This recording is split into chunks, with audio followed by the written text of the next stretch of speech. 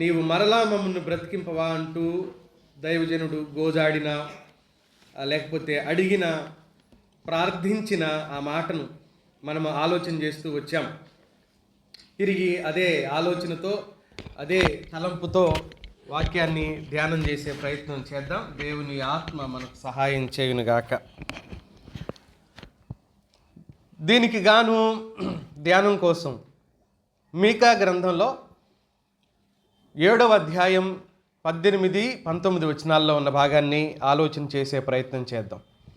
మీకా ఒక నిరీక్షణతో కూడిన మాట చెబుతున్నాడు. ఓ నిరీక్షణతో కూడిన మాట.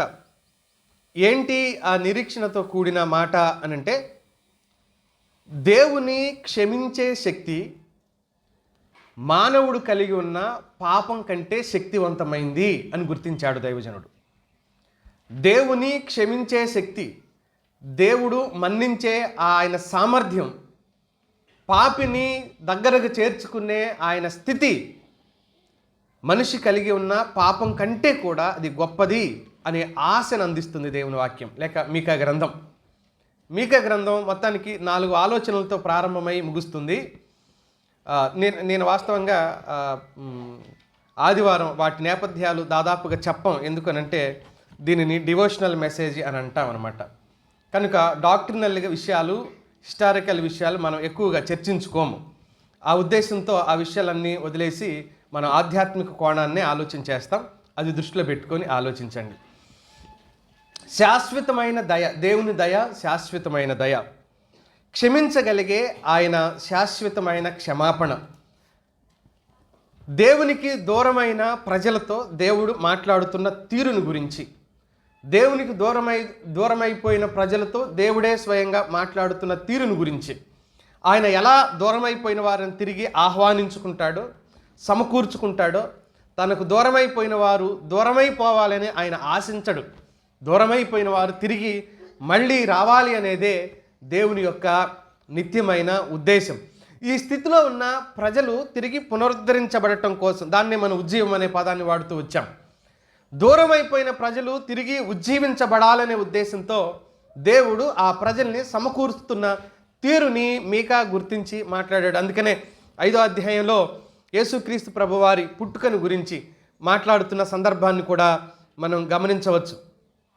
తీర్పు మనిషి మీద ఉన్న ఆ తీర్పు కంటే కూడా దేవుని కరుణ స్వభావాన్ని ప్రతిబింబించేలాగా మీకా ఈ అధ్యాయం అంతా రాస్తూ వచ్చాడు. మనిషి మీద దేవుని తీర్పు లేక దేవుని కోపం ఉన్నా కూడా ఆ కోపం కంటే, తీర్పు కంటే కూడా ప్రేమ, కరుణ గొప్పది అని చూపించి, ఆయన తీర్పు తీర్చడం కంటే కరుణ చూపించడంలో ఆనందిస్తాడు అన్న విషయాన్ని మీకా చాలా స్పష్టంగా ఆ విషయాల్ని రాయడానికి ఆయన ప్రయత్నం చేశాడు. మీకా ఈ మాటల్ని బహుశా ఇన్స్పిరేషన్గా తీసుకున్న సందర్భాన్ని మనం నిర్గమకాండంలో చూడవచ్చు. 34వ అధ్యాయం నిర్గమకాండం 6వ వచనంలో చెప్పబడుతున్న మాటను చూడండి ఒకసారి. అతని ఎదుట యెహోవా అతని దాటి వెళ్ళుచు, యెహోవా కనికరము, దయ, దీర్ఘశాంతము. ఎలాంటి కృపాసత్యం ఆయన దగ్గర ఉంది? దానికి లిమిట్ లేదు. విస్తారమైన కృపాసత్యాలు ఆయన దగ్గర ఉన్నాయి అంటుంది దేవుని వాక్యం. విస్తారమైన కృపాసత్యాలు ఆయన దగ్గర ఉన్నాయి. అందుకని అలాంటి వాడే ఈయన అని అంటూ ఈ పుస్తకం రాశాడు. 7వ అధ్యాయంలో ఒకసారి మళ్ళీ మీకా గ్రంథంలోకి రండి. మనం ఎటు తిరిగి వచ్చినా మీకా గ్రంథం మీద దృష్టి పెడతాం ఈ పూట. ముఖ్యంగా 18, 19 వచనాల మీద దృష్టి పెడతాం. ఒకసారి మీకా గ్రంథానికి వద్దాం. 7వ అధ్యాయం 8వ వచనంలో చూడండి. ఇందాక సోదరుడు ఆరాధన వాక్యంలో చదివిన దానికి రిలేటెడ్ రిఫరెన్సెస్ అన్నమాట ఇవన్నీ. 8వ వచనంలో, నా శత్రువా నా మీద అతిశయపడవద్దు, నేను క్రింద పడినను తిరిగి లేతును, నేను అంధకారమందు కూర్చున్నను యెహోవా నాకు వెలుగుగా ఉండును. ఇది నిరీక్షణ. దీన్ని ఏమంటామంటే నిరీక్షణ అంటాం. నేను అంధకారంలోకి నెట్టివేయబడ్డాను. ప్రస్తుతం అయితే నా స్థితి ఏం బాగలేదు. ఎటు చూసుకున్న చీకటి ఆకృతులే నన్ను వెంటాడుతున్నాయి. ఎటు చూసినా, ఎటు పోయినా, ఏం మాట్లాడినా కూడా నాకంత క్షేమకరమైన స్థితి కనబడడం లేదు. నా బ్రతికేం బాగలేదు అనుకుంటున్న సమయంలోనే దేవుని దృష్టి పాపం చేసినా, పడిపోయినా, చెడిపోయినా మనిషి మీద పడినప్పుడు ఆ వ్యక్తిని దేవుడు ఎలా ఆదరిస్తాడు అన్న విషయాన్ని, ఎలా చూస్తాడు, ఆయన కనికరం ఆ పాపాత్ముడైన వ్యక్తి పట్ల ఎలా ఉంటుంది అన్న విషయాన్ని మీకా చెబుతున్నాడు. మళ్ళొకసారి 18వ వచనం చూస్తాం చూడండి. తన స్వాస్థ్యములో శేషించిన వారి దోషమును పరిహరించి వారు చేసిన అతిక్రమముల విషయమై వారి క్షమించు దేవుడివైన. మీకా అంటే అర్థం ఆయనకి మరి తెలిసే రాసుకున్నాడో తెలియక రాసుకున్నాడో కూడా, నీతో సముడైన వాడు లేడు అని అనడమే. మీకా అనే పేరుకు అర్థం దేవునితో సమానమైన వాడెవరు లేరు అనే అర్థం అనమాట. ఆయన రాస్తూ ఏమన్నాడు 18వ వచనం చివరిలో, నీతో సముడైన దేవుడు లేడు అంటూ రాస్తున్నాడు. ఎందుకని సముడైన దేవుడు లేడు? ఆయన కనికరము చూపుటయందు సంతోషించువాడు అన్నాడు. దేవుడు దేనికి ఏది ఇష్టం, ఏమిష్టం అంటే ఆయనకి కనికరం చూపటం. ఒక పాపి చెడిపోయిన మనిషి ఆయన దగ్గరికి వచ్చి, ప్రభు నన్ను కనికరించు నాయన అంటే ఆయన ఏమంటాడంట? చిచ్చి దూరంగా పో అనడంట. ఏమంటాడు? సంతోషపడతాడంట. ఎంత గొప్ప దేవుణ్ణి కలిగి ఉన్నామో కదా ఈరోజు మనం, ఎంత ఉన్నతుడైన దేవుణ్ణి మనం కలిగి ఉన్నామో కదా. ఆయన కనికరం చూపించే విషయంలో సంతోషపడతాడు. ఆ విషయాన్ని గుర్తించిన మీకా 19వ వచనాన్ని ఇలా రాశాడు. ఆయన మరలా మన యందు జాలిపడును, మన దోషములను అణిచివేయును, వారి పాపములన్నింటినీ సముద్రపు అగాధములో పడవేతురువు అని అంటూ మాట్లాడాడు. మూడు తలంపులు నేను ఇందులో నుంచి మీ దృష్టికి తీసుకుని వచ్చే ప్రయత్నం చేస్తాను. ఈ 3 తలంపుల్లో ఈ 18వ వచనంలో ఉన్న మాటలనే మనం జ్ఞాపకం చేసుకుందాం. 19వ వచనంలో ఉన్న మాటలనే జ్ఞాపకం చేసుకుందాం. అదేంటి అంటే ఆయన మళ్ళీ మనపై ఏం చేస్తాడు? జాలి పడతాడు అనే మాట ఒకటి. రెండో విషయం, ఆయన మన దోషాలను ఏం చేస్తాడన్నాడు? అణిచివేస్తాడు అని అన్నాడు. మూడోది ఏమంటున్నాడు? మన పాపాలన్నింటినీ సముద్రపు అగాధంలో పడవేస్తాడు అన్నాడు.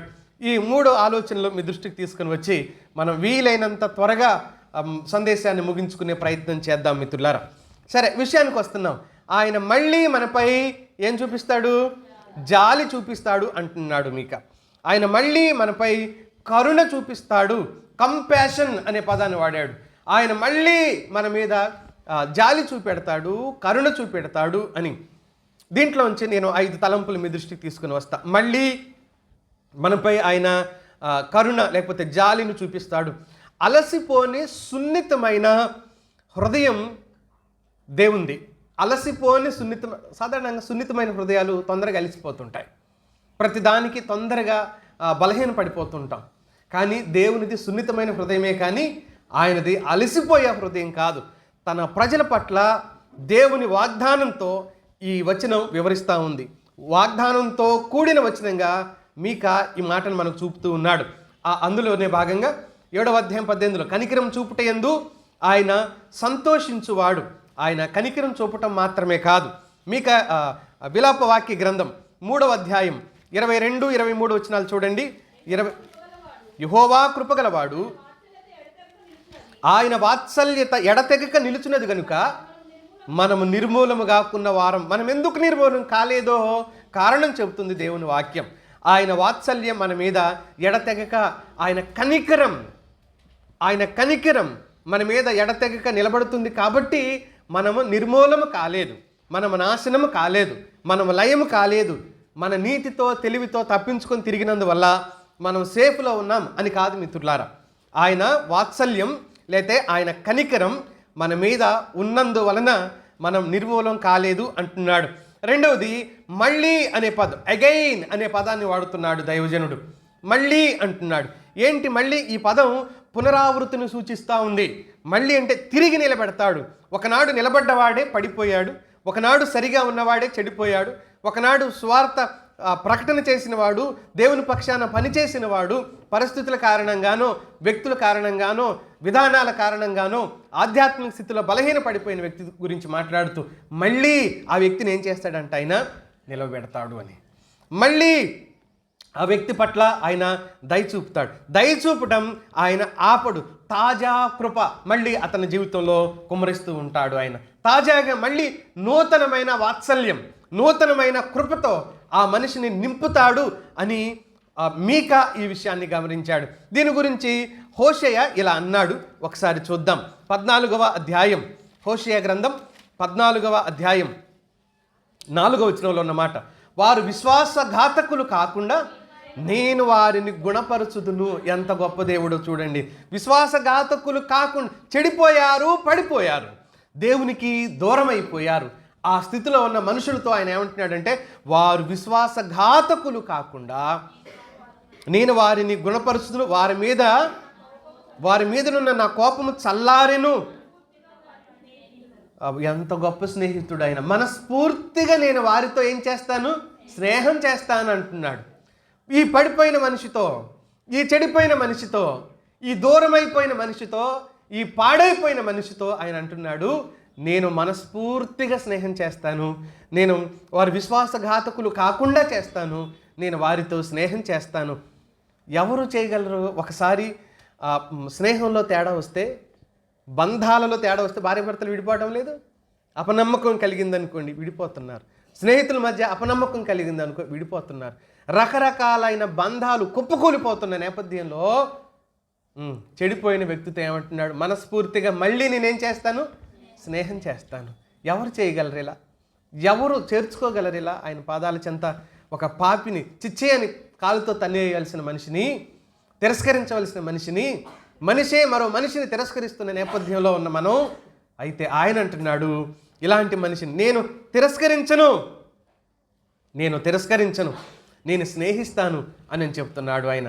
న్యాయాధిపతుల గ్రంథంలో ఈ మాట మనం చూస్తాం. 2వ అధ్యాయం 18వ వచనం ఒకసారి చూడండి. న్యాయాధిపతుల గ్రంథం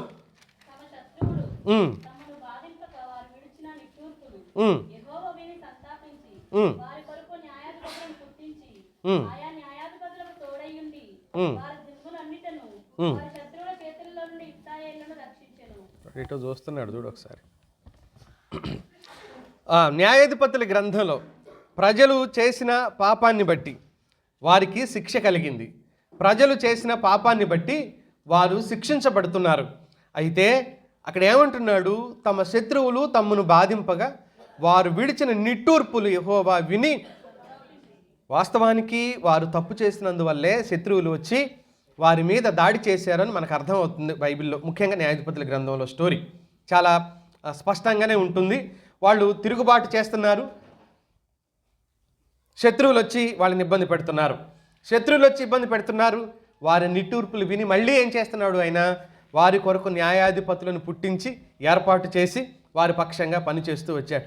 అంతగా విసిగించి, అంతగా ఆయన మనోవేదనని గురి చేశారు ఆ మనుషులు. అలాంటి మనుషులకు మళ్ళీ నూతన వాత్సల్యం చూపించి, మళ్ళీ ఒక న్యాయాధిపతిని పుట్టించి వారి కోసం పని చేయించిన ఆ గొప్ప దేవుడే ఈరోజు నువ్వు నమ్ముకున్న దేవుడు. వారి కోసం పని జరిగించిన ఆ గొప్ప దేవుడే ఈరోజు నువ్వు విశ్వసించిన దేవుడు. దీంట్లోంచి 3వ మాట మనం ఆలోచించేద్దాం. ఈ కనికరం, ఆయన చూపించే కనికరం ఎలాంటిది అని అంటే, తల్లిదండ్రులు పిల్లల మీద చూపించే కనికరం లాంటి కనికరం అంట. దేవుడు మనుషుల మీద చూపించే కనికరం ఎలాంటిది అని అంటే, తల్లిదండ్రులు పిల్లల మీద చూపించే కనికరం అని దేవుని వాక్యం చెప్తూ ఉంది.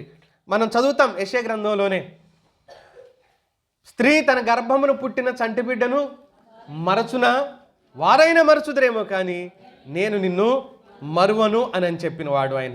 తల్లి లాంటి మనస్సు ఆయనది, తల్లి లాంటి మనస్సు. అందుకనే తండ్రి లాంటి వాడు కూడా 103వ కీర్తనలో మనం చదువుతాం. 13వ వచనంలో ఇలా ఉంది. 103వ కీర్తన 13వ వచనంలో దేవుని వాక్యం, తండ్రి తన కుమారుల ఎడల జాలిపడినట్లు యెహోవా తన యందు భయభక్తులు గల వారి ఎడల జాలిపడును. ఆయన జాలి పడతాడు, తండ్రి వలె జాలి పడతాడు, తండ్రిలా ఆదరించుతాడు. అందుకనే ఆయన కనికరం ఎలాంటిది అని అంటే మాతృత్వపు కనికరం.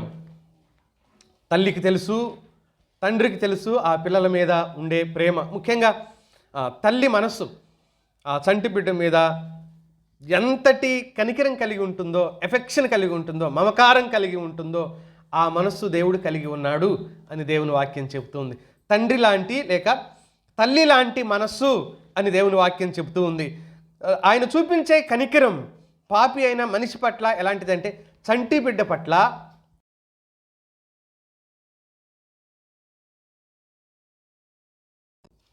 20 రోజుల నుంచి కూడా ఏం మొదలవుద్ది అని అంటే 20 నిమిషాలకు ఒకసారి మూత్ర విసర్జన చేస్తూ ఉంటారు. ఒక్కొక్కళ్ళు అయితే 15 నిమిషాలకే తాను తడిసిపోతాడు, తన తల్లి తడిసిపోతుంది. చిచ్చి వీడు రోజు ఇదే తడుపుతున్నాడా, నా పిల్లని తీసి ఆ బిడ్డను తీసి అవతల బారేస్తుందా? ఏ తల్లైనా ఆ బిడ్డను తీసి అవతల బారేసిన తల్లిని మీరు ఎక్కడైనా చూసారా? అతను ఎదుట యెహోవా అతను దాటి వెళ్ళుచు, యెహోవా కనికరము, దయ, దీర్ఘశాంతము, విస్తారమైన కృపాసత్యములు గల దేవుడైన యెహోవా, ఆయన 1000 మందికి కృపను చూపుచు దోషమును అపరాధమును పాపమును క్షమించును గాని అంటాడు. దోషమును అపరాధమును పాపమును క్షమించే దేవుడుగా ఉన్నాడు అని చెప్పాడు. కనుక ఈ సందర్భం ఏం తెలియజేస్తూ ఉంది అని అంటే ఆయన మనసు ఎలాంటిదో చెప్తున్నాడు. దైవజనుడు ఆయన మనసు ఏ స్థితిలో ఉందో చెబుతూ ఉన్నాడు. ఒకసారి 78వ కీర్తన చూడండి, 10వ వచనంలో చెప్పాడు. 78వ కీర్తన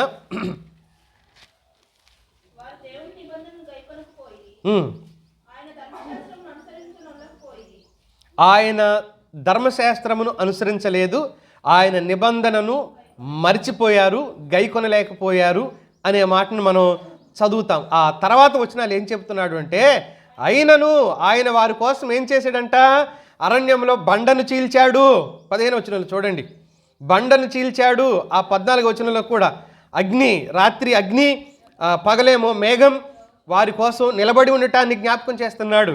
ఆ తర్వాత సముద్రాన్ని చీల్చాడు, యోర్దాను రాశిగా నిలవబడింది అని ఈ విషయాలన్నీ ఏకరువు పెడుతున్నాడు. నిబంధనను మీరిన ప్రజలను తిరస్కరించలేదుగా, నిబంధన మీరిన ప్రజలను తోసివేయలేదుగా, నిబంధనను మీరిన ప్రజలను తిరిగి ఆయన నిలవబెట్టుకున్న సందర్భం దైవజనుడు జ్ఞాపకం చేస్తున్నాడు. మిత్రులారా, ఇప్పుడు మొదటి పాయింట్లో నేను 4 ఆలోచనలు చెప్పాను. ఏం చెప్పాను? ఆయన హృదయం అలసిపోని సున్నితమైన హృదయం, ఆయన హృదయం మళ్ళీ తిరిగి మనిషిని పునరావృత్తి చేయాలని అనుకుంటున్న హృదయం, ఆయన ఎలాంటి మనసు కలవాడు అంటే తల్లి లేక తండ్రి మనసు కలిగిన వాడు అని చెప్పాను. ఆయన అంత కనికరం చూపడానికి గల కారణం నిబంధన సంబంధమైన ఆలోచన కూడా ఉంది అని ఇంకా 5వ మాట కూడా జ్ఞాపకం చేస్తా.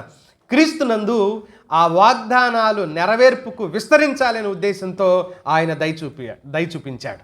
క్రీస్తునందు పాత నిబంధన ప్రజలు కానీ కొత్త నిబంధన ప్రజలు కానీ విశ్వసించిన వారందరికీ ఆ వాగ్దానాలు నెరవేర్పులోకి రావాలి అని ఆయన దానిని అంగీకరించాడు అనే మాటను మనం జ్ఞాపకం చేసుకోవచ్చు. ఈ మాట కొరింథీయులకు రాసిన 2వ పత్రిక 1వ అధ్యాయం 20వ వచనంలో పౌలు సంఘంతో మాట్లాడుతున్నాడు. కొరింథీయులకు పౌలు రాసిన 2వ పత్రిక 1వ అధ్యాయం 20వ వచనంలో చూద్దాం. దేవుని వాగ్దానములు ఎన్ని అయినను అన్నీయు క్రీస్తునందు ఎలా ఉన్నాయి? అవునన్నట్టుగానే ఉన్నాయి అని చెప్పాడు. ఆయన చచ్చిన వారిని బ్రతికించేదే ఆయన వాగ్దానం. ఎఫెసీ పత్రిక 2వ అధ్యాయం 4-5 వచనాలు మనకేం చెబుతుంది? పాపము చేత అపరాధం చేత మనిషి చచ్చిపోయాడు. ఆ చచ్చిన మనిషిని ఆయన ఏం చేశాడు అని అంటే తిరిగి క్రీస్తునందు బ్రతికించాడు అని చెప్తున్నాడు. కనుక ఆయన మనిషి మీద కరుణ చూపిస్తున్నాడు లేక కనికరం చూపిస్తున్నాడు అంటున్నాడు. మీకా చెప్పిన 2వ మాటకు మనం వెళ్దాం. మీకా చెప్పిన మొదటి మాట మనం ఇప్పుడు ఆలోచన చేసి, ఆయన మరలా మన యందు జాలిపడును. అగైన్ అనే మాట మనం ఈ భాగంలో చదువుతున్నాం. He will again have compassion on us అని చెప్తున్నాడు. మళ్ళీ ఆయన మన మీద కనికరం లేకపోతే దయను చూపిస్తాడు అని చెప్పాడు. తర్వాత జాలి పడతాడు అంటున్నాడు. 2వ విషయాన్ని ఆలోచన చేస్తే ఇలా ఉంది, మన దోషములను అణచివేయును అని అన్నాడు. మన దోషాలను ఆయన ఏం చేస్తాడంట? అణచివేస్తాడంట. మన దోషాలను అణచివేస్తాడు. వాస్తవానికి వ్యాన్క్విష్ అనే పదాన్ని వాడాడు, అంటే ఓడిస్తాడు అని. మన పాపాలను ఆయన ఏం చేస్తాడంట? జయిస్తాడు, లేకపోతే మన పాపాలను ఆయన ఓడించి మనకు విజయాన్ని కలగజేస్తాడు అని చెప్పడం కోసం ఈ పదాన్ని వాడాడు. అణిచివేస్తాడు అని అంటే మన మీద గెలవకుండా దానిని అణిచివేస్తాడు అని చెప్పడం కోసం కూడా తెలుగు పదం ఉపయోగించిన జయిస్తాడు అనేది చాలా అర్థవంతంగా ఉండే తెలుగు పదం. ఆయన మన దోషాలను ఓడింపజేస్తాడు, జయిస్తాడు, అణిచివేస్తాడు అనే పదాలు మనం దానికి పర్యాయ పదాలుగా వాడుకుంటే ఎక్కువ అర్థం మనకు కలుగుతుంది. దీంట్లో 3 ఆలోచనలు మీ దృష్టికి తీసుకుని వస్తాను. ఆయన మన దోషాలను తొలగిస్తాడు, లేకపోతే ఓడిస్తాడు అని అంటే, మన పాపాలను ఏం చేస్తాడు అంటున్నాడు? తొలగిస్తాడు, ఓడిస్తాడు. అంటే వాస్తవంగా పాపాలు మనిషిని ఏం చేస్తాయి అని అంటే, విలాపవాక్య గ్రంథకర్త ఇలా చెప్పాడు. ఇర్మియా అంటున్న మాట 1వ అధ్యాయంలో ఒకసారి చూడండి. విలాపవాక్య గ్రంథం 1వ అధ్యాయం 7వ వచనం చూడండి.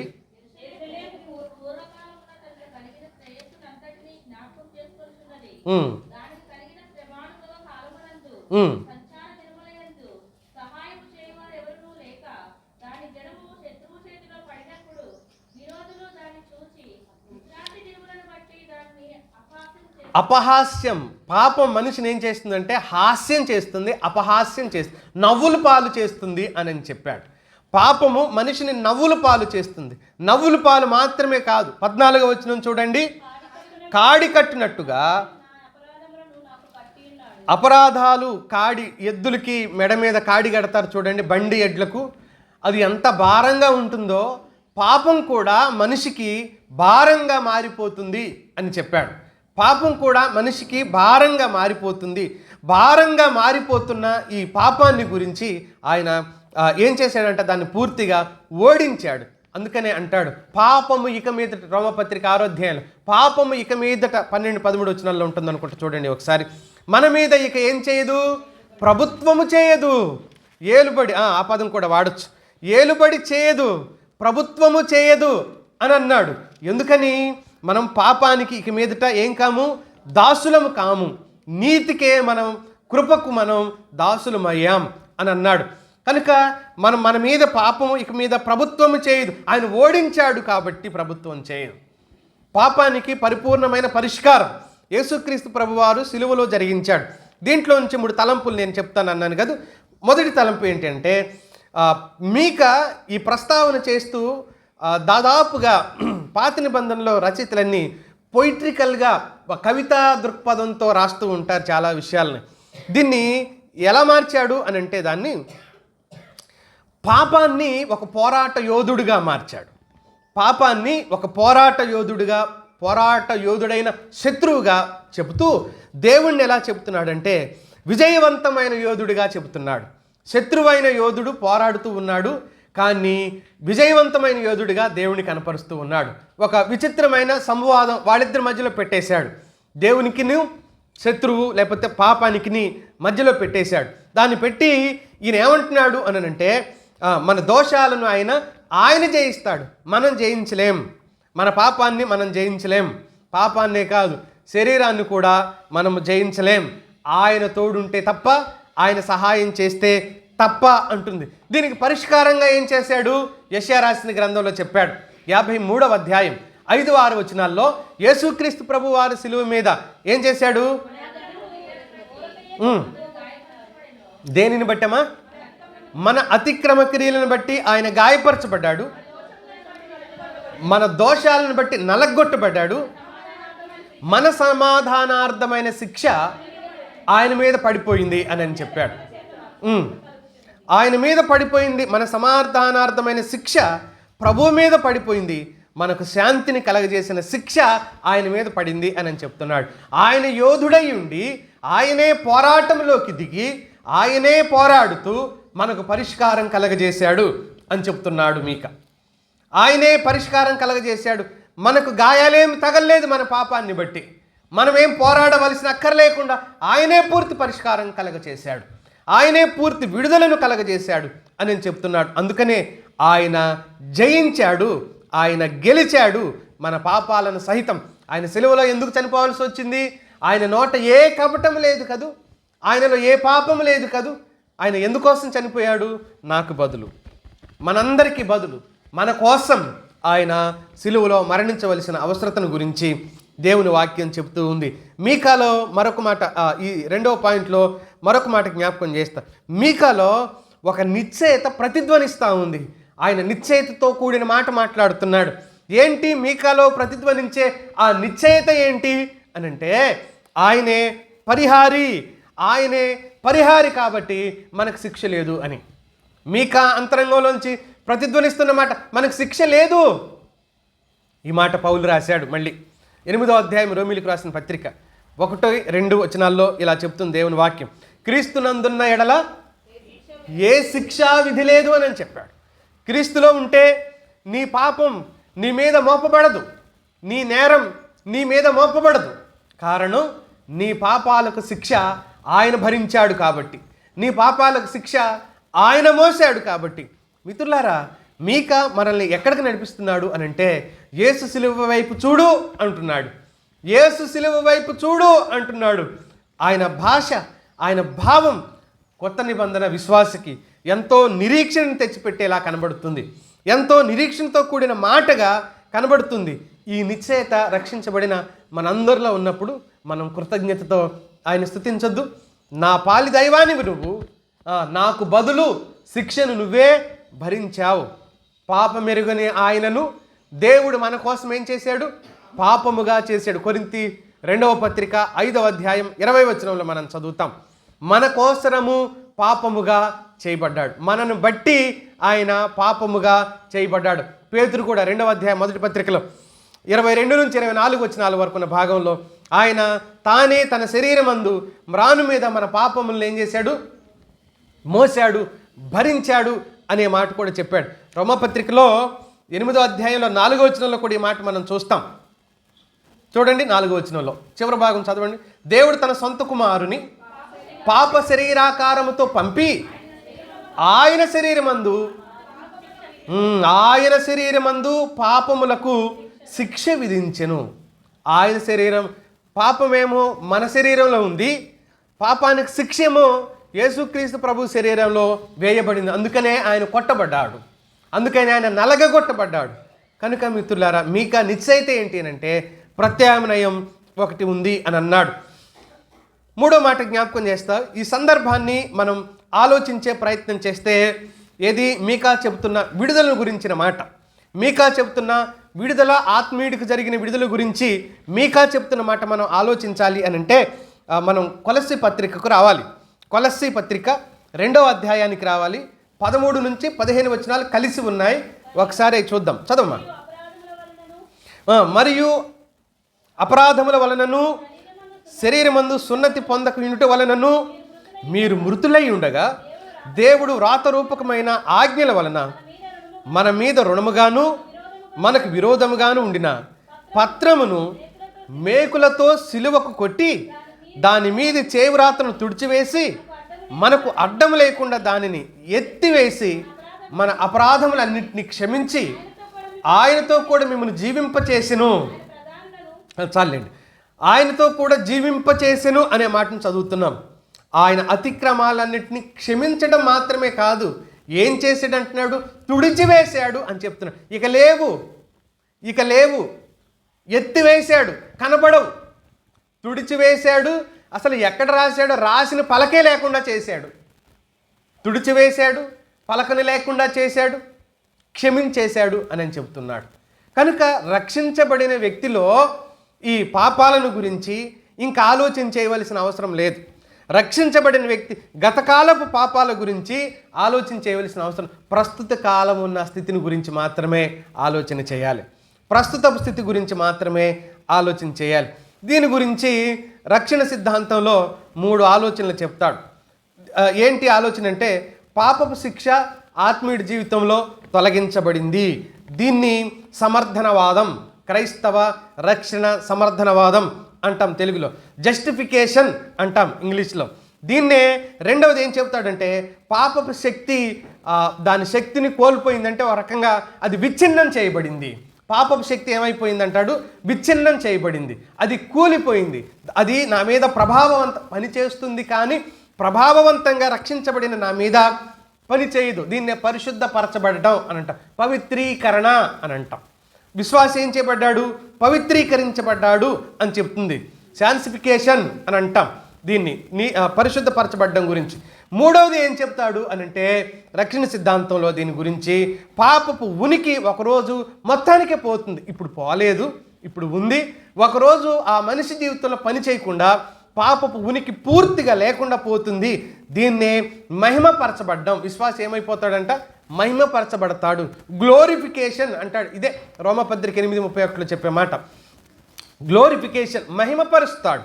పాపిని ఏం చేస్తాడంటే ఆయన ఒకరోజు, ఎంత గొప్ప దేవుడో చూడండి, ఏ స్థితిలోకి తీసుకెళ్ళడానికి ఆయన మనిషిని ఇష్టపడుతున్నాడో ఆలోచించేయండి. అందుకనే మీకా చెబుతున్న ఈ మాటలు మనల్ని నేరుగా ఆయన కృప, ఆయన దయ, ఆయన వాత్సల్యం, సిలువలో ఆయన మనిషి మీద చూపించిన కనికరం దగ్గరకు నడిపిస్తున్నట్లుగా నాకు అనిపించింది మిత్రులారా ఈ మాటలు చదువుతున్నప్పుడు. పాపపు పరిణామాలను పూర్తిగా తొలగించే దేవుని శక్తి ఇదిగో అని చూపుతున్నాడు మీకా. పాపపు పరిణామాలు, పాపపు శక్తి, పాపపు ప్రభావం నీ మీద ఇక పని చేయకుండా ఆయనే శిక్షను అనుభవించాడుగా, ఆయనే శ్రమను అనుభవించాడుగా, ఆయనే నీకు రావలసిన బాధలు, నిందలు అన్నీ భరించాడుగా. నేను జ్ఞాపకం చేస్తూ ఉంటాను, ఎక్కడది పాతాళంలోకి వెళ్ళిన ధనవంతుడు ఏమన్నాడు? నాకు దాహం అవుతుంది అన్నాడు. పాతాళంలోనే దాహం ఉంటే ఇంకా నరకంలో ఎలా ఉంటుంది? అందుకని యేసుక్రీస్తు సిలువలో ఉన్నప్పుడు నేను దప్పికొంటున్నాను అన్నాడు. గుర్తుంది? ఎందుకంటే ఆయన నరకపు యాతనను, మనం భరించాల్సిన నరకపు యాతనను ఆయన భరించడం వలన నాకు దాహంగా ఉంది అని అన్నాడు. ఎంత బాధించబడ్డాడో కదూ ఆ సమయానికి ఆయన, కేవలం మనం కలిగి ఉన్న పాపపు స్థితిని బట్టి. మీకా ఈ పుస్తకాన్ని చాలా గొప్ప నిరీక్షణతో ముగిస్తున్నాడు. చాలా గొప్ప నిరీక్షణతో. ఈ నిరీక్షణ ప్రతి విశ్వాసిలో కొనసాగాలి అని దేవుని వాక్యం మనకు తెలియజేస్తూ వస్తుంది మిత్రులారా. ఈ నిరీక్షణ అత్యున్నతం, ఈ నిరీక్షణ అతి శ్రేష్టమైంది అని దేవుని వాక్యం మళ్ళీ మన ముందుకు తీసుకొని రావడానికి ప్రయత్నం చేస్తూ ఉంది. కనుక ఈ రెండు ఆలోచనలు మరొకసారి జ్ఞాపకం చేస్తా. ఆయన మరలా మన యందు జాలి పడతాడు. జాలి పడే దేవుడు. ఆయన కఠినాత్ముడు కాదు. నేను ఒకసారి చెప్పానంటే ఆయన ఎవరు అంటాడు చూడు, 100 సార్లు చెప్పినట్టే. ఒకసారి చెప్తే ఏమైందంట? కాదు, ఆయన అలాంటి వాడు కాదు. అది చెప్పుకోవడానికి సినిమా డైలాగులు కదా ఇవి, చెప్పుకోవడానికి బాగుంటాయి. ఒకసారి చెప్తే మంచి చెడు చూసి ఆలోచన చేసుకోవటానికి కుదరదా? ఆయన అలాంటి వాడు కాదు. ఆయన ఏమంటున్నాడు? ఆయన అన్నా సరే మళ్ళీ ఏమంటున్నాడు? నేను మీ మీద జాలి చూపుతాను, నేను మీ మీద కనికరం చూపుతాను. నిబంధన ప్రజలు కాదు, నినివే ప్రజలు. నిబంధన ప్రజలా వాళ్ళు? నిబంధన ప్రజలు కాకపోయినా వాళ్ళ మీద కనికరం చూపినవాడు. నువ్వు ఆయన రక్తంలో కడగబడ్డావు, మళ్ళీ తిరిగి వస్తానంటే ఎలా త్రోసివేస్తాడు ఆయన? ప్రభువు నన్ను కనికరించు అంటే ఎలా త్రోసివేస్తాడు ఆయన? ప్రభువు నా మీద దయచూపు అంటే ఎలా త్రోసివేస్తాడు? అందుకనే నీ ఉన్న స్థితి నువ్వు తెలుసుకోవాలి అనేది దేవుని వాక్యం చెప్తుంది. నీ బలహీన భక్తి జీవితం, నీ బలహీనమైన ఆధ్యాత్మిక స్థితి నువ్వు అర్థం చేసుకోనంత వరకు, నేను అంటున్నాను కదా, ఈ సందేశాలు మొదలుపెట్టిన దగ్గర నుంచి మాట్లాడుతున్నాను. పడిపోయానని గుర్తించిన వాడు ఎలా నిలబడతాడు? నేను పడిపోయాననే ఆలోచన లేనివాడు ఎలా నిలబడతాడు? తాను రోగి అని గుర్తించిన వాడే కదా వైద్యుడి దగ్గరికి వెళ్ళేది. తాను రోగి అని గుర్తించకపోతే వైద్యుడి దగ్గరికి వెళ్ళలేడు అతడు. నేను జ్ఞాపకం చేశాను మీకు, తెల్ల మచ్చలు వస్తాయి చూడండి. ఒక ఆయన ఇలా అనుకున్నాడంట. దాన్ని తెలుగులో మీరేమంటారు నాకు తెలియదు కానీ బొల్లి అంటారు, బొల్లి మచ్చలు అంటుంటారు. బొల్లి రోగం వస్తూ ఉంటే ఒకడు అనుకున్నాడంట, నేను తెల్లబడుతున్నాను అనుకున్నాడంట. వచ్చేదేమది రోగం. తెల్లబడుతున్నానని లోపల ఆనందం నాలంటోడికి వచ్చిందనుకో, అది ఇక నేను ఆనందపడాలా? ఇంత నల్లగా ఉన్నాను ఇంతకాలం, 42 సంవత్సరాలు నల్లగా, 43 సంవత్సరాలు నల్లగా ఉన్నాను, ఇప్పటి నుంచి ఏమైపోతున్నాను? బొరే అది రోగం రా అంటుంది వైద్యశాస్త్రం. అది రోగం, దానివల్ల లోపల ఉన్న ఆర్గాన్స్ కూడా బలహీనమైపోతాయి. అది ఒక రోగం. రోగమైనా మంచిదే, నేను ఎలా కనపడతాను? అది బుద్ధిహీనత అవుతుంది. మన అవిధేయత మనం గుర్తించనంత వరకు, మన బలహీనత మనం అర్థం చేసుకోనంత వరకు దేవునికి సమీపంగా మనం చేరలేం, దేవునికి దగ్గరగా మనం వెళ్ళలేం. దేవునికి దగ్గరగా లేని భక్తి వ్యర్థం. దేవునికి దగ్గరగా లేని భక్తి అది భక్తి కాదు. దేవుడు దాన్ని అంగీకరించడు. దేవునికి అయిష్టమైన మార్గంలో ఉంటూ నేను బాగున్నాను అనుకుంటే, సామెతల గ్రంథం 14:12 చెప్పాడు, ఒకడు తన ఎదుట సరి అయినదిగా కనబడు మార్గం కలదు, ఒకని ఎదుట సరిగ్గా ఉంది కానీ అది మరణానికి దారితీస్తుంది అని. స్వనీతి, స్వయిచ్ఛతో ఏర్పాటు చేసుకున్న మార్గాలు, మనకు మనమే నియమించుకున్న నియమాలు వాక్యం కాకపోతే అది మనల్ని నష్టానికి దారితీస్తాయి. జాగ్రత్త. మనల్ని నాశనానికి నడిపిస్తాయి. జాగ్రత్త. దేవుని మాటను ధిక్కరించి నడవటం, ఆయన కృపను, ఆయన దయను హేళన చేసిన వ్యక్తి అవుతావు. ఆయన దయను హేళన చేసిన, అవమానపరిచిన వ్యక్తి అవుతావు. ఆయన దయను అవమానపరుస్తున్నావు. మళ్ళీ తిరిగి రండి ఆయన ఆయన ఆయన చేతులు చాపుతుంటే, మళ్ళీ నా దగ్గరకు రండి అని ఆయన చేతులు చాపుతుంటే, చాపితే చాపాళ్లే అనుకుంటే, ఒకవేళ యెషయా గ్రంథంలో విననొల్లని ప్రజల వైపు దినమెల్లా చేతులు చాపుతున్నాను, దినమెల్లా చేతులు వాళ్ళు వినరని నాకు తెలిసిన చేతులు చాపుతున్నాను. అయితే ఆయన కనికరమును, ఆయన ఐశ్వర్యమును, ఆయన దీర్ఘశాంతమును చులకనగా ఎంచుతున్నావా? చులకనగా ఎంచితే రోమపత్రికల పౌలు చస్తావు అన్నాడు. 2వ అధ్యాయం రోమపత్రిక 2వ అధ్యాయం 4వ వచనం చూడండి. నిన్ను ప్రేరేపించుచున్నదని ఎరుగక ఆయన అనుగ్రహైశ్వర్యమును, సహనమును, దీర్ఘశాంతమును తృణీకరించుదువా? నీ కాఠిన్యమును, మార్పు పొందని నీ హృదయమును అనుసరించి ఉగ్రత దినమందు, అనగా దేవుని న్యాయమైన తీర్పు బయలుపరచబడు దినమందు నీకు నీవే ఉగ్రతను సమకూర్చుకొనుచున్నావు. నీకు నువ్వే అంటున్నాడు. దేవుడు కాదు ఉగ్రతను సమకూర్చేది, నీకు నువ్వే. ఆయన అంటున్నాడు, నేను క్షమిస్తాను రమ్మంటున్నాడు, నేను నిన్ను ప్రేమిస్తున్నాను రమ్మంటున్నాడు, నేను నీకు దయ చూపుతాను రమ్మంటున్నాడు. రాగలిగే మనసుంటే ఆయన అంగీకరించడానికి సిద్ధంగా ఉన్నాడు. నిన్ను కనికరించాలని ఆయన ప్రేమతో ఉన్నాడు. నిన్ను కనికరించాలని, నీ మీద దయ చూపాలని ఆయన ఆశతో ఉన్నాడు. మనం యెషయా రాసిన గ్రంథంలో చదువుతాం ఇలాగా. 30వ అధ్యాయం 18వ వచనంలో చదువుతాం. యెషయా రాసిన గ్రంథం 30వ అధ్యాయం 18వ వచనంలో, కావున మీ యందు దయ చూపవలెనని యెహోవా ఆలస్యం, దయ చూపాలని శిక్ష రానివ్వడం లేదు, ఆలస్యం చేయుచున్నాడు. మిమ్మల్ని కరుణింపవలనని ఆయన నిలబడున్నాడు. పోవడం లేదు, ఇంకా అక్కడి నుంచి నిలబడ్డాడు.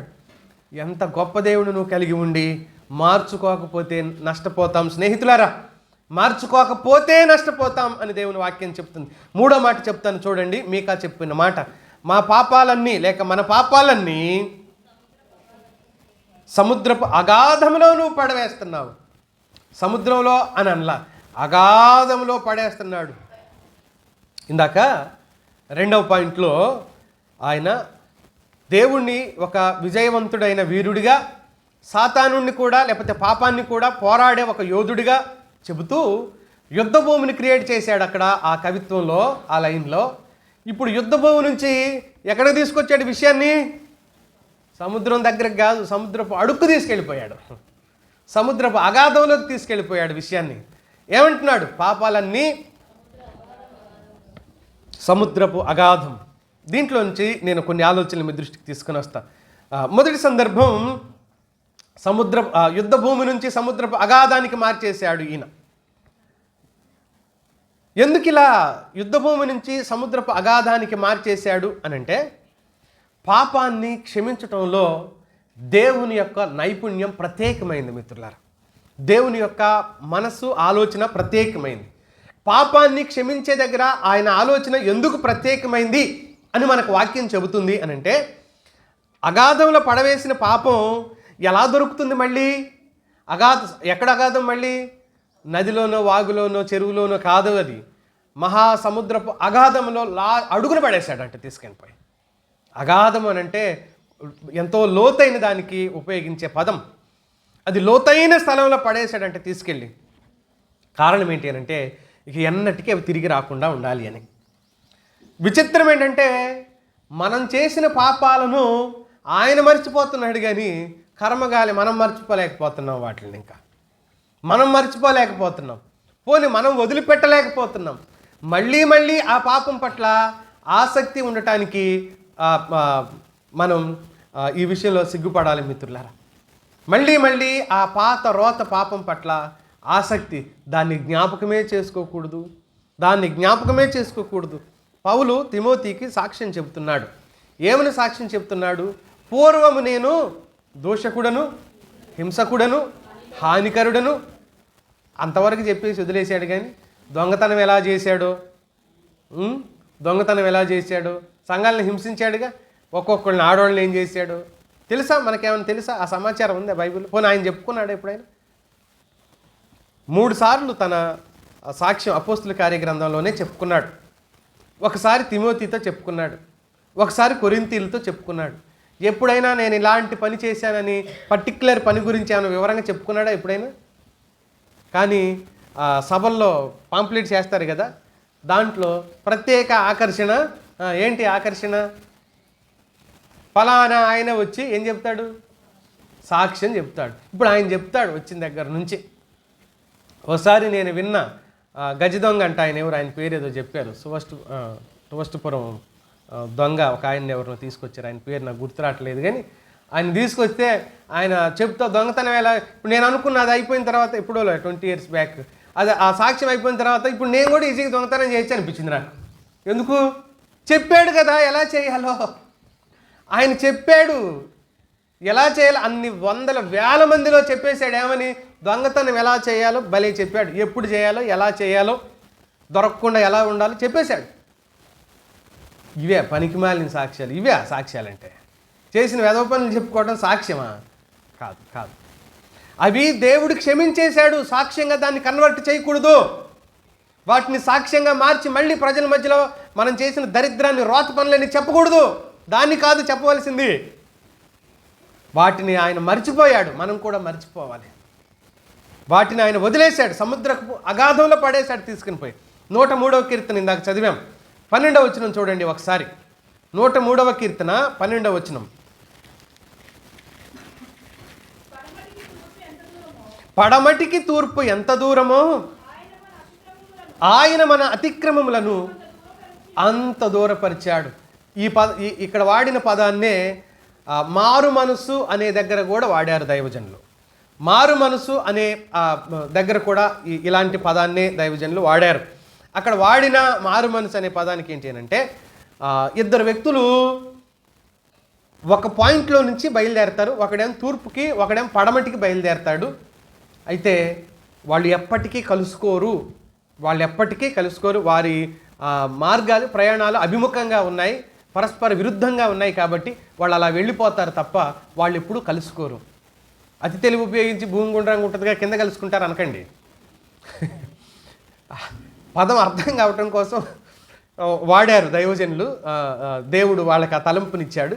తూర్పుకి పడమర ఎంత దూరమో మన పాపాలను ఆయన ఏం చేశాడంట, నీకెప్పుడు వాటిని జ్ఞాపకం చేసుకోడు. ఆయన మన పాపాలను నీకెన్నటికీ జ్ఞాపకం చేసుకోడు. అందుకనే సముద్రపు అగాధంలోకి తీసుకొని వెళ్ళిపోయాడు అని. ఇది కీర్తన గ్రంథ రచయిత మరో విధానంలో ఆయన తూర్పు పడమరలతో పోల్చి బాగా ఎడమ చేసేసాడు, మీరు ఎప్పుడు కలుసుకోరు అనే విషయం గురించి మాట్లాడుతూ ఉన్నాడు. రెండో మాట చెప్తాను చూడండి, 3వ పాయింట్లో. రెండవది ఏంటంటే క్షమాపణ. దేవుడిచ్చే క్షమాపణ మానవుడు క్షమించే క్షమాపణ లాంటిది కాదు. మానవుడు క్షమించే క్షమాపణ లాంటిది కాదు దేవుడిచ్చే క్షమాపణ, లేక దేవుడు క్షమించే క్షమాపణ. మానవుని క్షమాపణకి, దేవుని క్షమాపణకి చాలా వ్యత్యాసం ఉంటుంది. ఈరోజు మనం క్షమించేస్తాం, అవసరం వచ్చినప్పుడు గుర్తు చేసుకుంటాం. అప్పుడు నువ్వు ఏం చేశావు? ఎప్పుడు అంటే 1993లో. పాపం ఇప్పుడు చాలామంది పుట్టే ఉండరు. మనం పోట్లాడుకునేది వాళ్ళకి అర్థం కూడా కాదు. వాళ్ళు చూస్తూ ఉంటారు 93లో అంటే మనకు సంబంధం లేదని చూస్తుంటారు. 93లో అప్పుడు నువ్వేం చేసినావు? మనం చర్చికి వెళ్ళినప్పుడు, మళ్ళీ చర్చిలోదే అది కూడా. నేను ఫస్ట్ నుంచి చెప్తున్నా అంటారు, ఏదైనా గొడవ అవుద్ది కదా భార్య భర్తల మధ్య, అత్త కోడళ్ళ మధ్యలో,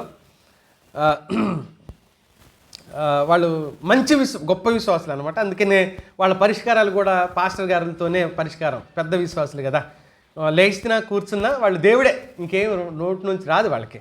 అందుకని వాళ్ళకైన గొడవలో ఇప్పుడు మీరు ఏం అనట్లా, ఏం నిద్రపోతున్నారేంటి, మీరు లేచినా కూర్చున్నా దేవుడు అనేవాళ్ళు గొడవలు ఎందుకు అవుతాయని అనరే? వాళ్ళకి ఎక్కువ అవుతున్నాయి ఈ మధ్యకాలంలో. సరే పిలిస్తే ఏమిటంటే ఆమె అంటది అత్తగా, నేను ఫస్ట్ నుంచి చెప్తానండి అని అంది. అమ్మ ఫస్ట్ నుంచి అంటే ఎంత టైం పట్టిద్ది అంటే, లేదు ఫస్ట్ ఈమె పెళ్ళి 1992లో అయిందంట. అప్పటి నుంచి చెప్తాండి ఇప్పుడు నాకు స్టోరీ. 1992లో అయింది. అప్పుడు వీళ్ళమ్మ పెళ్లి కూతురిని పంపించినప్పుడు ఆమెతో పాటు కొన్ని పళ్ళు, స్వీట్లు పంపుతారుగా, అందులో లడ్డూల్లో 2 తక్కువ పంపిందంట వీళ్ళు చెప్పిన లెక్కకే.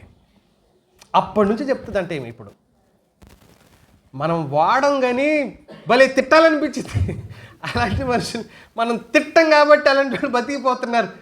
ఎందుకు చెప్తున్నాను ఈ ప్రస్తావన అంటే, చిన్నదాన్ని కూడా గుర్తుంచుకుంటాం మనం. మన ఎదుటి మనుషులు చేసిన పొరపాట్లని మర్చిపోవాలి, వదిలేయాలి.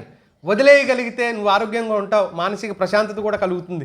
లేదంటే అవే మనసులో తిరుగుతుంటాయి, అర్ధనిద్ర, కోడి నిద్ర. అప్పుడే లేస్తావు, అప్పుడే చూస్తావు, అప్పుడే నిలబడుతుంటావు. ఎందుకంటే లోపల రగిలిపోతుంటుంది అగ్ని పర్వతం. నువ్వు వాళ్ళని ఏమి చేయలేవు, పైగా మనసులోంచి తీసేయలేవు. ఎందుకు ఈ కర్మ మనకి? ఇది ఒక శాపం. ఎదుటి వాళ్ళ మీద కోపం ఉంది అంటే అది నీకు శాపమే. దేవుడు నీ మీద పెట్టిన శాపం తొలగించుకో. ఏమని అడగాలి తెలుసా? ప్రభువా, వాళ్ళ మీద నాకు వస్తాయి కోపాలు, వస్తాయి తాపాలు, అన్నీ వస్తాయి. వాళ్ళ మీద నాకు కోపం వస్తుంది ప్రభువా, అది లేకుండా చేయి, నేను భరించలేకపోతున్నా. షుగర్ వచ్చింది దానివల్ల, బీపీ వచ్చింది దానివల్ల, తిన్నది అరగదు దానివల్ల, లేని రోగాలు వస్తాయి. దేవుడైతే మన పాపాలు మనిషి క్షమించినట్టు కాదు క్షమించింది ఆయన. అగాధంలో పడేశాడు అన్నాడు. తూర్పుకి పడమర ఎంత దూరమో ఈ పాపాన్ని కూడా మన జీవితంలో అంతే దూరం చేసేసాడు అని ఆయన చెప్పాడు. మనిషిని చూడగానే ఫస్ట్ మనకేం గుర్తొస్తుంది? అప్పుడు చేసింది. ఎప్పుడో 10 ఏళ్ల క్రితం చేసింది ఇప్పుడు గుర్తొస్తూ ఉంది అని అంటే మనం సరిగ్గా మారలేదు అని అర్థం. అప్పుడు చేసింది ఇప్పుడు మనకు గుర్తొస్తుంది అని అంటే మనం సరిగ్గా మారలా. అదిగో మాట్లాడితే, మీరు కొంతమందితో మాట్లాడి చూడండి, చర్చించి చూడండి, వాళ్ళు ఎప్పుడు విషయాలు చెప్తారు తెలుసా? ఎవరి గురించో అంటే ఆ వ్యక్తి గురించి అవే మాటలు మళ్ళీ మళ్ళీ చెప్తున్నారంటే వీళ్ళు ఆ వ్యక్తిని క్షమించలేదు అని అర్థం. క్షమాపణ మనసు, క్షమించే మనసు వీళ్ళలో లేదని. మిత్రులారా, మనం దేవుని పిల్లలం కదా. ఇప్పుడు ప్రభుభోజనంలో చేతులు ఉంచగలిగి, బల్లను సమీపించగలిగి, ఎంత ధైర్యం! పక్క నుండి క్షమించలేకుండా బల్ల దగ్గరికి రాగలిగే ధైర్యం ఉంది అని అంటే నువ్వు దేవుని కంటే గొప్పవాడివా? నువ్వు దేవుని కంటే గొప్ప వ్యక్తివా? క్షమించలేని తత్వం. క్షమాపణ వేడుకోవాలి, ఏడవాలి ఆయన పాదాల చెంత. మనం ఆయన పాదాల చెంత ఏడవాలి, మన తల నేలకేసి కొట్టుకొని మరీ ఏడవాలి. ప్రభు, నేను క్షమించలేని స్థితి నా లోపల ఉంది, ద్వేషం ఉంది, మత్సరపడుతున్నాను ఆ వ్యక్తి మీద నేను. దేవుడు అంటున్నాడు మన పాపాలన్నింటినీ సముద్రపు అగాధంలో పడవేస్తాడు. రెండో మాట చెప్తాను చూడండి. క్షమాపణ మానవునిలాగా కాదు. ఇప్పుడు చెప్పింది అదే కదా. 31వ అధ్యాయం ఇర్మియా గ్రంథం 34వ వచనం చూడండి. మానవులలాగా కాదు, మరి ఎలా? 34వ అధ్యాయం ఏం చెప్పాను? 31వ అధ్యాయం 34వ వచనం ఇర్మియా గ్రంథం. నేను వారికి దేవుణ్ణై యుందును, వారు నాకు జనులగుదురు, వారు మరి ఎన్నడును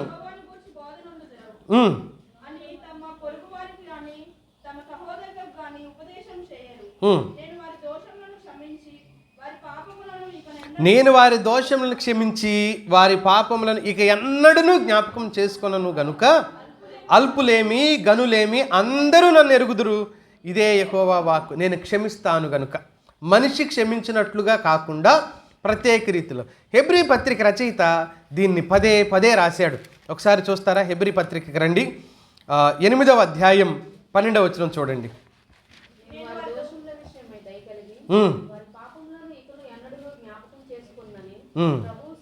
అదే మాట ఈయన రాశాడు. 10వ అధ్యాయానికి రండి, 17వ వచనానికి రండి.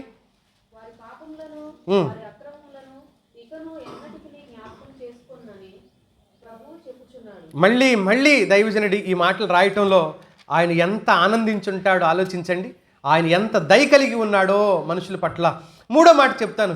మన పాపాలన్నింటికీ గొప్ప పరిష్కారం చేశాడు ఆయన. ఆ పరిష్కారం ఏంటి?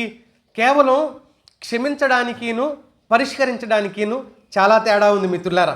మనం ఎదుటి వాళ్ళ పాపాలను క్షమించుతాం, కానీ ఏం చేయలేము? మనం పరిష్కారం చేయలేం. పరిష్కారం చేయగలమా? నీ పాపాన్ని, సరే నువ్వు నా పట్ల అపరాధం చేసావు, తిట్టావో, కొట్టావో, మోసం చేసావు, దొంగతనం చేసావు, ఏదన్నా నన్ను బాధ పెట్టే చర్య నువ్వు చేసావు కాబట్టి నేను నిన్ను క్షమిస్తాను, కానీ నీకేం చేయలేను, నేను పరిష్కారం కలగజేయలేను. యేసుక్రీస్తు ప్రభు వారు క్షమించటం మాత్రమే కాదు ఆయన చేసింది, ఇంకొకటి కూడా చేశాడు. ఏంటి ఇంకోటి? పరిష్కారం కూడా చేశాడు. ఏంటి ఆ పరిష్కారం? యోహాను మొదటి పత్రిక 1వ అధ్యాయం 7వ వచనం. యేసు రక్తము ప్రతి 9వ వచనంలో కూడా ప్రతి పాపము నుండి మనలను పవిత్రులుగా చేయును. ఆయన రక్తమే మనలను కడిగి శుద్ధి చేయడానికి ఆయన సిలువలో చనిపోయాడు. ఆ గొప్ప పరిష్కారాల్లో గల ఒక గొప్ప పరిష్కారాన్ని దేవుని వాక్యం చెబుతూ ఉంది. యెషయా రాసిన గ్రంథం 43వ అధ్యాయం 25వ వచనం. త్వరగా చూడండి, మనం ముందుకు వెళ్ళిపోదాం.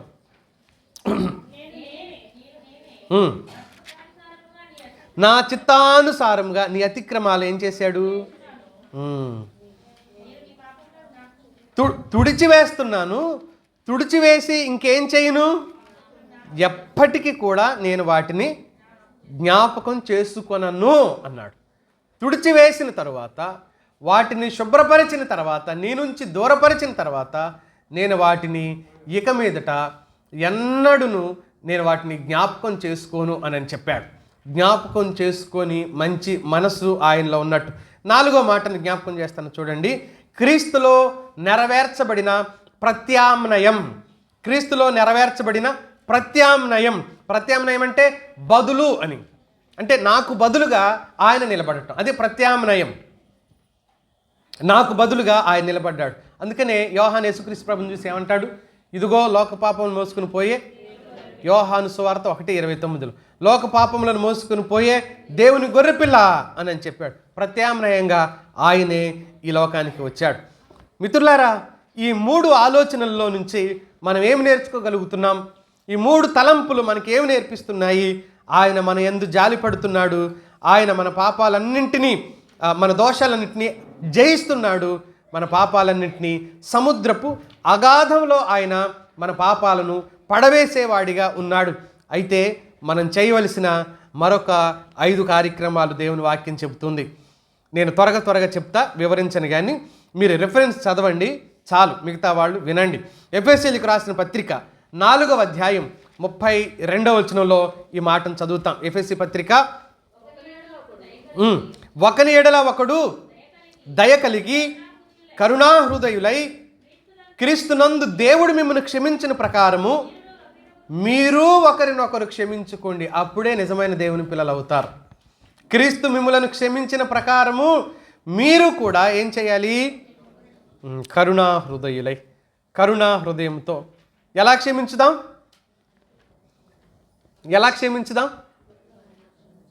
ఏం చెప్పట్లేదు మీరు? బైబిల్లో ఉన్నది చదివైనా చెప్పొచ్చుగా. దేవుడు నన్ను చెప్పండి ఎవరికి వాళ్ళు. దేవుడు నన్ను క్షమించిన ప్రకారం నేను కూడా ఎదుటి వారిని క్షమించాలి. లేకపోతే దేవుడు నన్ను క్షమించడు అనగలవా? నేను అలా క్షమించకపోతే దేవుడు నన్ను క్షమించడు అనగలవా? నువ్వు అన్నా అనకపోయినా అదే జరుగుతుంది. ఇక్కడ నువ్వు అన్నా అనకపోయినా అదే జరుగుతుంది. ఎలా? మళ్ళీ నేను చదువుతాను. ఒకని ఎడల ఒకడు దయ కలిగి కరుణా హృదయులై క్రీస్తునందు దేవుడు మిమ్మల్ని క్షమించిన ప్రకారం మీరు ఒకరినొకరు క్షమించుడి అని చెప్తున్నాడు. మరో మాట చూద్దాం. కొరింథీ మొదటి పత్రిక 13వ అధ్యాయం 5వ వచనంలో,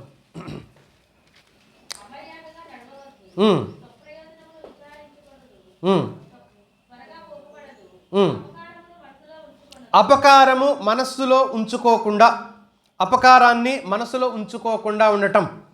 ఒకవేళ అపకారాన్ని మనసులో ఉంచుకోవటం అంటే నువ్వు క్షమించలేదు అని అర్థం కదా. అపకారాన్ని, అమ్మో ఎలాంటిది అనుకుంటున్నావు ఆవిడా, అమ్మో ఎలాంటి వాడు అనుకుంటున్నావు ఆవిడా, ఒక ఊత పదం, మా లావుది. మరి వీళ్ళు ఎంతలా ఉన్నారో, మా లావుది అంటే వీళ్ళంతలా ఉందనా? ఏమో దాని అర్థం నాకు తెలీదు. అమ్మో మా లావుది అని అంటే ఈసడింపు కదా నీ మాటలో నుంచి వచ్చేది. ఆ ఈసడింపు రాకూడదు. వాక్యం చెబుతుంది అపకారాలు ఒకరికొకరు తెలుసో తెలియకో జరిగిపోతూనే ఉంటాయి. కానీ మన మనసులో ఉంచుకున్నట్లయితే రోతగా కనబడతాం దేవుని దగ్గర, దేవుని దృష్టిలో అసహ్యులుగా కనబడతాం. కొలసీ పత్రికలో కూడా చెప్పాడు ఈ మాట. 3వ అధ్యాయం 13వ వచనంలో చూస్తాం. ఎవడైనను తనకు హాని చేసినని ఒకడనుకుని నీడల ఒకరినొకడు సహించుచు ఒకరినొకడు క్షమించుడి. ఎలా అది? ప్రభువు మిమ్మల్ని క్షమించలాగున మీరును ఎక్కువ వద్దండి, ఎక్కువ క్షమాపణ వద్దులే, మీకు అంత కష్టం వద్దు. ప్రభువు మిమ్మల్ని ఎలా క్షమించాడో, ఎన్నింటికి ప్రభువు నన్ను క్షమించింది? ఒక అపరాధమా, ఒక హాని, ఎన్నంటారు? లెక్కలు ఉన్నాయా? లెక్క ఉందా ఎవరికైనా? రాయగలమా? కానీ మన సహోదరుడు మన విషయంలో చేసింది 1, 2 అవుతాయి కదా, 1, 2 అవుతాయి కదా. కానీ మనం ఎలా ఫీల్ అవుతాం అంటే క్షమించం కానీ ఏమని ప్రార్థన చేస్తాం ప్రతిరోజు మళ్ళీ ఏమని ఈ మాట కూడా అనండి రేపటి నుంచి నేను ఆయన్ని క్షమించిన కానీ ప్రభా నువ్వు మాత్రం నన్ను క్షమించాను భలే ఉంటుంది అప్పుడు అనగలరా ఆ ధైర్యం చేయగలరా నేను ఆమెను క్షమించను కానీ ప్రభా నువ్వు మాత్రం నన్ను పిచ్చోడు అంటే ఆయన అమాయకుడు ఏంటి చదువుకోలేదా చదువుకోలేని మోసం చేసినట్టుగా కనుక ఆయన మోసం చేస్తామా ఎక్కడికి వెళ్తున్నాం మనకు అర్థం కావట్లేదు ఆయన దేవుడు ఆయన దగ్గర ఉన్నప్పుడు భయం లేకుండా నోరు ఆడిచ్చేస్తున్నామే నేను ఇవ్వను కానీ ప్రభువా నువ్వు మాత్రం ఇవ్వడు నన్ను ఉందిగా నేను ఇవ్వను కానీ ప్రభువా నువ్వు మాత్రం నాకు ఇవ్వు అడుగుదామా భయం లేకుండా ఇలాగే ఉందామా నేను క్షమించను కానీ ప్రభువా నువ్వు నన్ను క్షమించు ప్రభువా నేను ఇతరుల్ని ప్రేమించను కానీ ప్రభువా చెప్పండి చెప్పరా మీరు అలా లేరా అందుకే చెప్పట్లేదు మీరందరూ మంచోళ్ళు అనమాట నేను క్షమించను కానీ ప్రభువా నువ్వు క్షమించు నేను ప్రేమించను కానీ ప్రభువా నేను ఊరికి కోపంతో ఉంటాను కానీ ప్రభువా నువ్వు మాత్రం నన్ను ఎలా చూడాలి శాంతము దయ కనికరం అందుకనే ఇళ్లలో ఫోటోలు పెట్టుకొని అందరూ అబ్బా యేసుక్రీస్తుకి నెత్తి మీద తల మీద ముళ్ళు గుచ్చితే వీళ్ళు గుండెకే పెట్టారు ఫోటోల్లో చూశారు కాదు కిరీటం తీసిపోయి గుండెకి పెడతారు నువ్వెంత బాధపడినా అంతే ఉండు కానీ నేను ప్రేమించను కానీ నువ్వు మాత్రం నన్ను ప్రేమించు మనం ప్రార్థించేటప్పుడైనా కనీసం ఈ ఆలోచనలు మనకు రావాలి మిత్రులారా ప్రార్థన చేసేటప్పుడు శిష్యులకు చెప్పిన సందర్భం కూడా మత్తయి సువార్త 5వ అధ్యాయం 44 ఇవన్నీ కూడా రిలేటెడ్గా ఉంటాయి అందుకే జ్ఞాపకం చేస్తాను 5వ అధ్యాయం 44 చదువుమా ఏమనగా